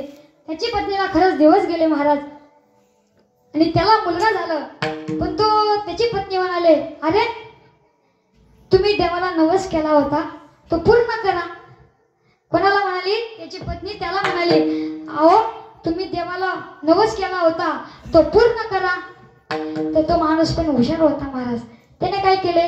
आपल्या पोराचे नाव सोन्या ठेवले आणि बाजारात जाऊन एक 10 रुपयाची टोपी घेतली आणि देवाच्या मंदिरात गेला. देवाला म्हणाला, हे देवा, ठरल्याप्रमाणे मी तुला नवस फेडायला आलो आहे. देवाला मोठा आनंद झाला. देव म्हणाला, अरे ठरल्याप्रमाणे नवस फेडायला आला आहे. मग तो म्हणाला, देवा, हा पास सोन्या आणि ही पास त्याची टोपी. सोन्याकडून टोपी घातली, देवाला सोन्याकडून टोपी घेतली आणि देवाला घातली. असे लोक असतात महाराज, देवाला ही टोपी घालणारे लोक असतात. मग काय सांगावं याच्या पुढे? विठाला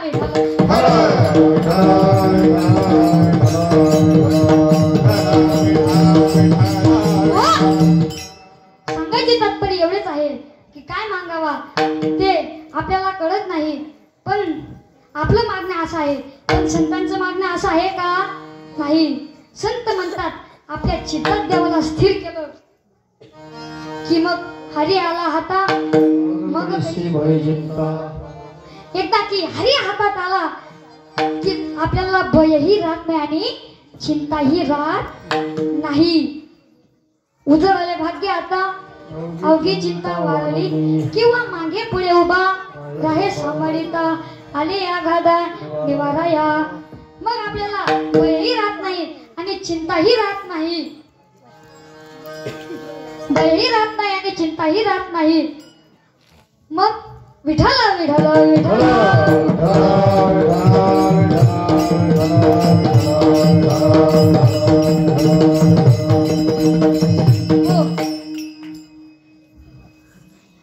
आपल्याला भयही राहत नाही. भगवंताच्या वासल्यामुळं आपलं हृदय निर्मळ होतं. तनके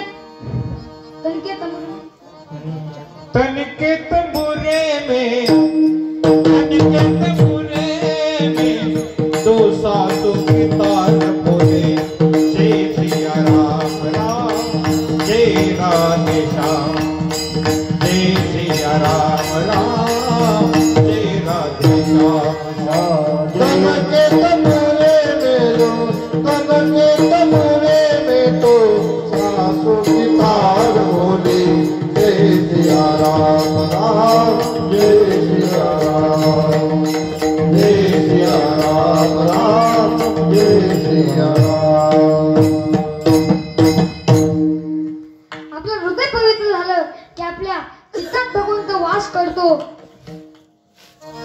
चित्तात भगवंत वास करतो. आपल्याला कशाचीही भीती राहत नाही.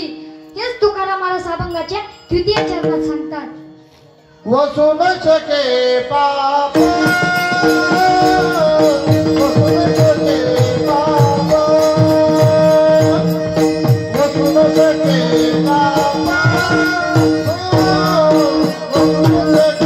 पाप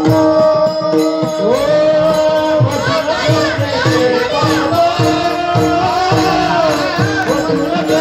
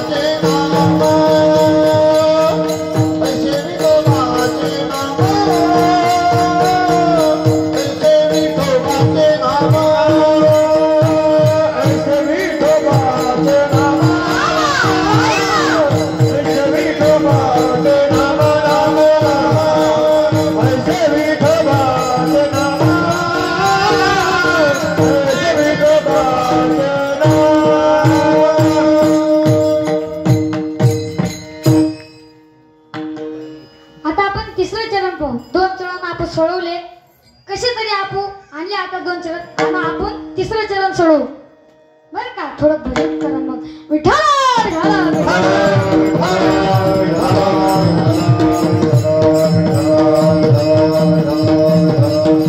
हो. वसोन शेख पाप जाय त्रिविध तो ताप. या मृत्यू लोकात 3 पाप आहे. कोणते कोणते? आधी भौतिक ताप, आधी दैविक ताप, आधी दैविक ताप आणि आधी भौतिक ताप. आधी दैविक ताप आहे. असे 3 प्रकारचे ताप आहे. तर आधी भौतिक ताप म्हणजे काय? आध्यात्मक ताप म्हणजे काय? तर आध्यात्मक ताप म्हणजे आपल्याला स्वतःला रोग व्याधी विषयी संबंधी आपल्याला रोग होणे. तर कोणाचे पाय दुखतात, कोणाचे हात दुखतात, कोणाचं डोकं दुखतं, तर कोणाचे बोट दुखतात, तर काही बायांच्या तर असे हे दात दुखतात. का? त्यांना चांगलं बनवून खाल्लं नाही का, मग त्यांचे दात दुखतात. मी तुम्हाला एक दृष्टांत सांगतो का, मग थोडं भजन करा. ऐका. विठ्ठला विठ्ठला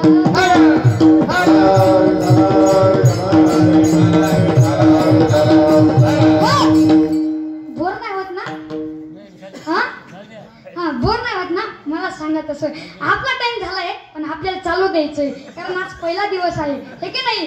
म्हणून आपल्याला थांबायचं नाही. थोडं भजन करा मग. विठ्ठला विठ्ठला.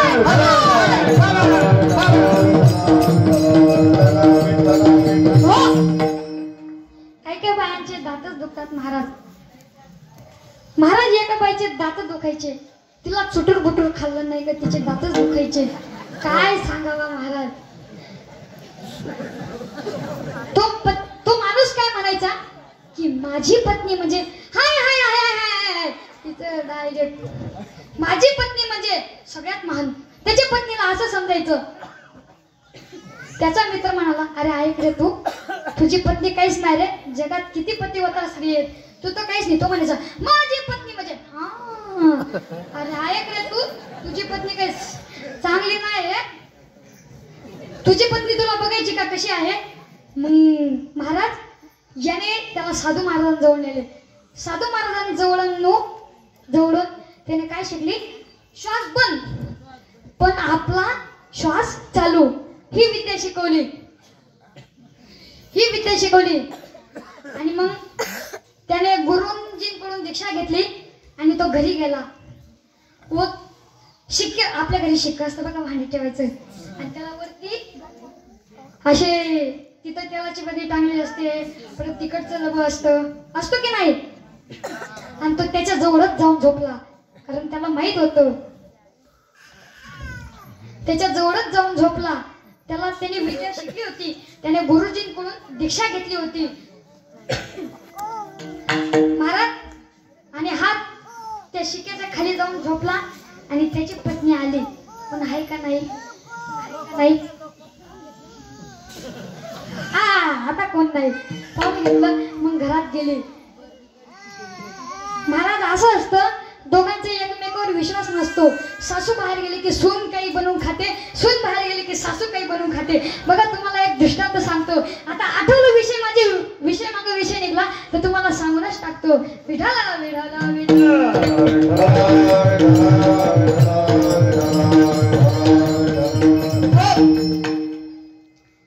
महाराज सून बाहेर गेली की सासू काही बनवून खाते आणि सासू बाहेर गेली की सून बनवून काही खाते. महाराज सून बाहेर कपडे धुण्यासाठी गेली तर सासूने मस्त गरम गरम भात बनवला. म्हणजे शिया. आमच्या आळंदीकडे भात म्हणतात. इकडे तुमच्याकडे शिया म्हणतात. तो मस्त शिया बनवल्या आणि त्याच्यात गरम खायला दूध लागत होते. काय दूध. पण भात थंडाने होत होता. ती ते थंड करण्यासाठी कुठे गेली मागच्या घरात. आणि सून तिथं आली. इकडं तिकडं बघून घेतलं कोण आहे का नाही. हा मग आता चांगला मोका आहे. आता काहीतरी चांगलं बनवून खावावं. चुलीवर चांगलं गरम गरम लाल जरक झालेलं दूध तपलं होतं. तिने गल्लास मध्ये टाकलं आणि ते थंड करण्यासाठी मागच्या घरात गेली. आणि मागच्या घरात अगोदरच सासूबाई बसली होती. महाराज सासू अगोदरच बसली होती आणि सून लगे मागच्या घरात गेली. दोघांची एकमेकीकडे नजर गेली. तेव्हा सून बी लगे म्हणते सासूबाई तुम्ही हा भात कोरडा कसा खाणार. हे दूध तुम्हाला आणलं. विठाला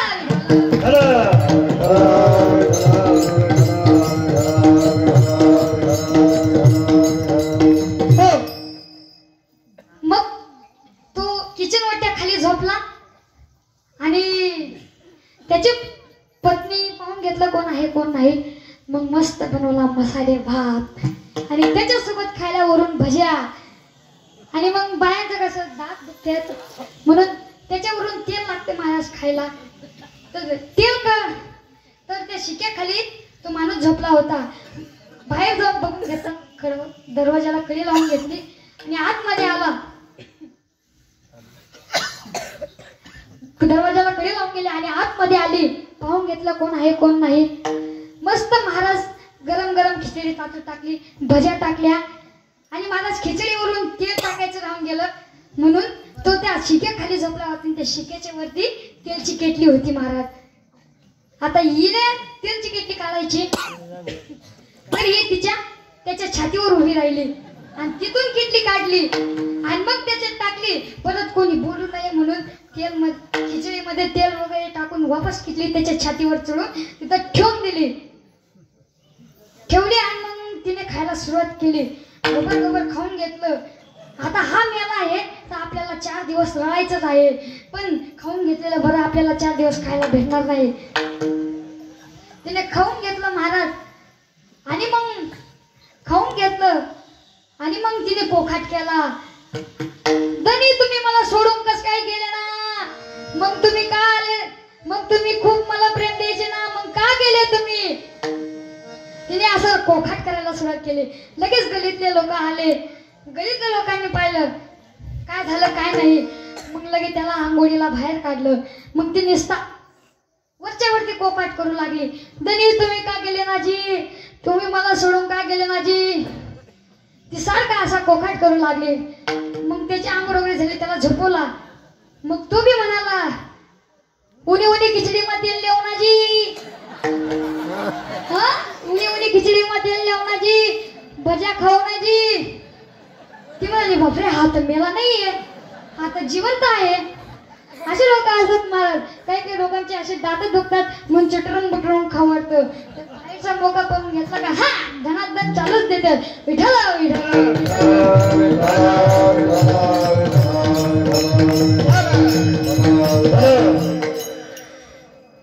असं मग कोणाला काय होतं तर कोणाला काय होतं, तर कोणाला आगून लागतं महाराज. महाराज महाराज एका माणसाने संडास बाथरूम मध्ये मोबाईल नेला. ऐका, संडास बाथरूम मध्ये मोबाईल नेला.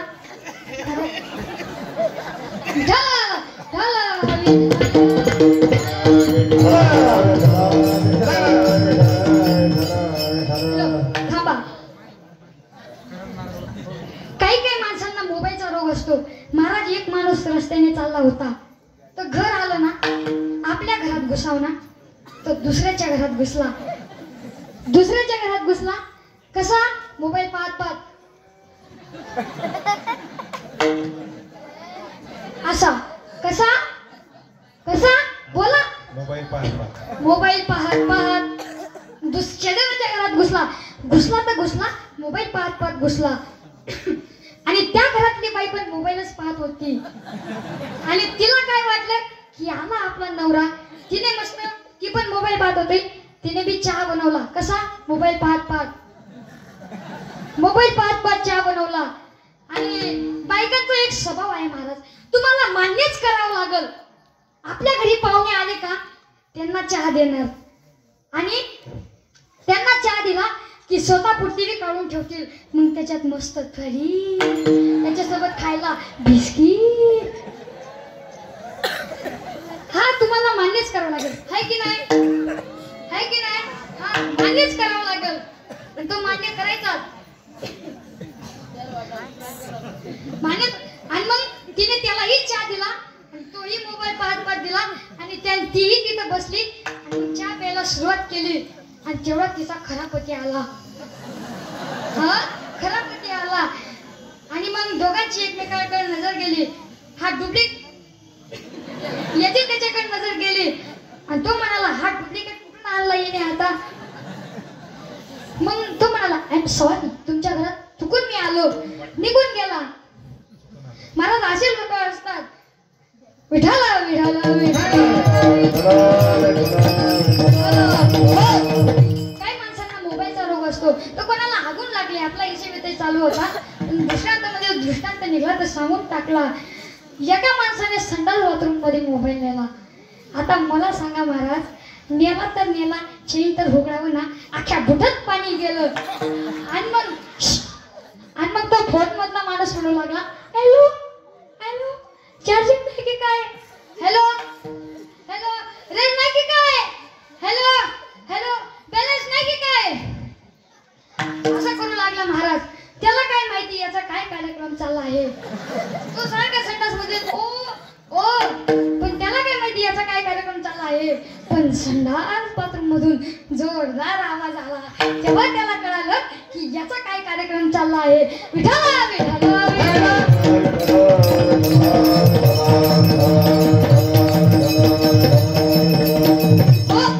असे लोक असतात महाराज. काय सांगावा, सांगायचे तात्पर्य एवढंच आहे की कोणाचे अंग दुखतात, कोणाचे पाय दुखतात, हे आधी भौतिक ताप आहे. आता आपण आधी दैविक ताप पाहू. आधी दैविक ताप म्हणजे काय, स्वतःविषयी स्वतःलाच रोग होणे, स्वतःविषयी आपल्याला व्याज संबंधी होणे म्हणजे आपल्याला स्वतःलाच रोग होणे. ऐका मग भजन करा. विठाला विठाला विठाला.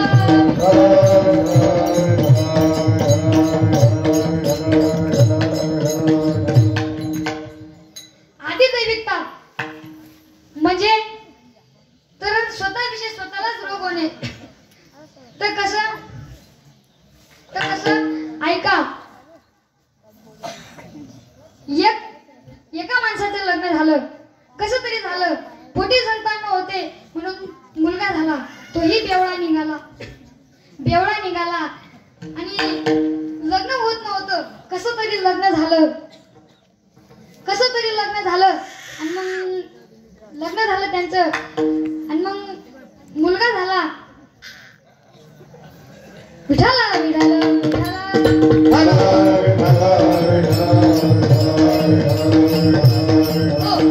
पण एक अडचण आली की तिथे तिच्यासोबत तिचा भाऊही राहायला लागला. आता महाराज साले म्हणजे हे तुम्हाला माहीतच आहे कशी गोष्ट आहे. आमच्या आनंदीकडे मन आहे, साला या अवघड जागेचं दुखणं आहे.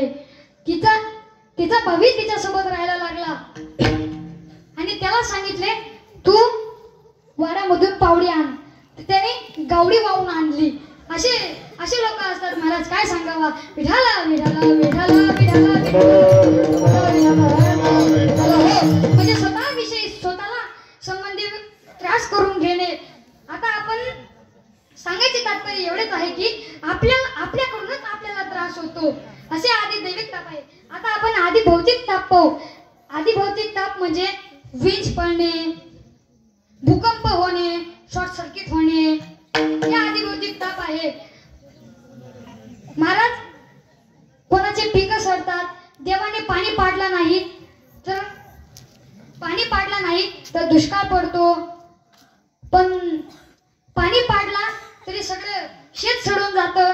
महाराज आपण उलट देवाला शिव्या देतो. आपण स्वार्थी आहात. एका गावात मी कीर्तनाला गेलो. एक माणूस तिथं मला म्हणाला महाराज आहात म्हणे. हो म्हणतं, महाराजच आहे, पोतराज नाही, महाराजच आहे म्हणतं. महाराज आहे म्हणे. मग माऊलींनी भिंत चालवलेली आहे. हे सगळ्यांना माहिती आहे, माऊलींनी भिंत चालवली आहे ना, माहिती. माऊलींनी भिंत चालवली आहे. मग तुम्ही महाराज आहात, तुम्ही भिंत चालून दाखवणार ना. तो माणूस मला म्हटला, मी म्हटलो त्याला मी भिंत चालून दाखवतो, पण माझी पण एक अट आहे. मी भिंत चालून दाखवतो पण माझी पण एक अट आहे की तू वाघावर बसून ये आणि हातात ब्लॅक कोबरा नावाचा साप घेऊन ये आणि आकाश मार्गाने ये, तेव्हा मी भिंतीवर बसून येतो. असे ते लोक स्वार्थी असतात महाराज, काय सांगावा.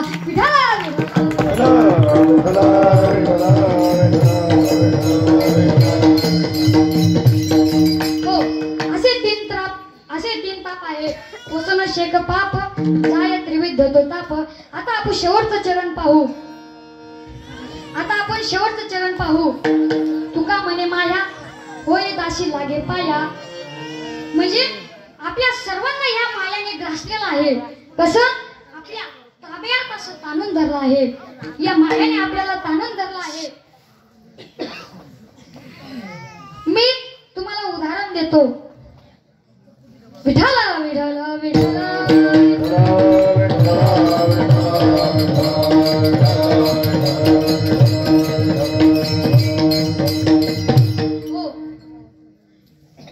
सुतदेवजी महाराज त्यांना भागवत कथेचं श्रवण करायचं होतं. त्यांना लोकांना ज्ञान सांगायचं होतं. पण त्यांचं असं मागणं होतं. आता कीर्तन पण झालं नाही, अजून फेटा सुटतोय. विठाला विठाला विठाला.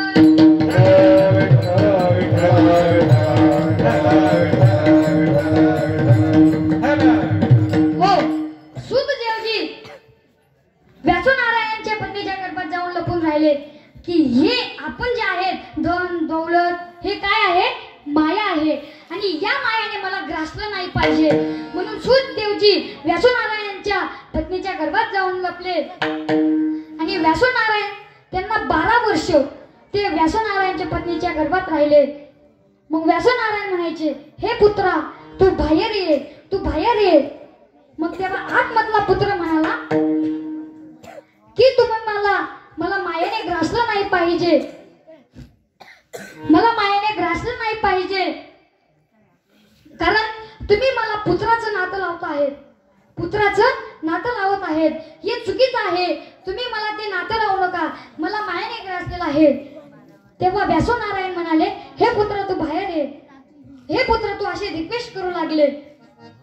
तेव्हा आतमधले सुतदेवजी महाराज परिविजकाचार्य सुतदेवजी महाराज म्हणू लागले की मी बाहेर येणार, पण तो माझ्या समोर असा माणूस पाहिजे की त्याला मायाने ग्रासलेलं नाही. आता आपल्यात कोण आहे का महाराज मायाने ग्रासलेलं? कोण अंबरचा पाटा बांधून राहिलाय का? सांगा बरं. हा, मला मायाने ग्रासलं नाही पाहिजे. आता असा कोण आहे त्याला मायाने नाही ग्रासलंय? मग व्यासनारायणांनी देवाचा धावा केला. मग देव तिथं प्रकट झाले आणि मग त्या आतमधले देवजी बाहेर आले आणि ते पडू लागले. आणि त्यांचा जन्म झाला. 12 वर्षांनी त्यांचा जन्म झाला आणि ते पडू लागले आणि त्यांच्या मागे व्यासनारायण पडू लागले, कारण त्यांना मायाने ग्रासलं नाही पाहिजे म्हणून ते पडू लागले. आणि व्यासनारायण पण त्यांच्या मागे पडू लागले, हे पुत्रा थांब, हे पुत्रा थांब, हे पुत्रा थांब. ते पुत्र थांबायचंच नाही. मग ते एक पुत्र एका गुफेत जाऊन थांबलं. मग त्यांनी खूप मोठी तपश्चर्या केली आणि मग व्यासनारायण म्हणाले की आता माझा पुत्र माझ्यापासून लांब गेला आहे. पण भगवंत म्हणाले, चिंता नका करू व्यासनारायण, तुमचा मुलगा तुमच्या जवळ येणार, पण चिंता करू नका. मग थोडं भजन करा, पुढे ऐका.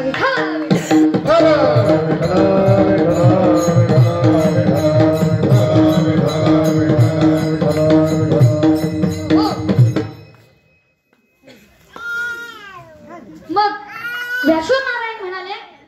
व्यासनारायणने आपले शिष्य मंडळी तयार केले, आपल्या शिष्यांना श्लोक शिकवले. मग ते नेमके चांगले श्लोक शिकवले आणि मग ते जंगलात गेले की जिथे तुम्ही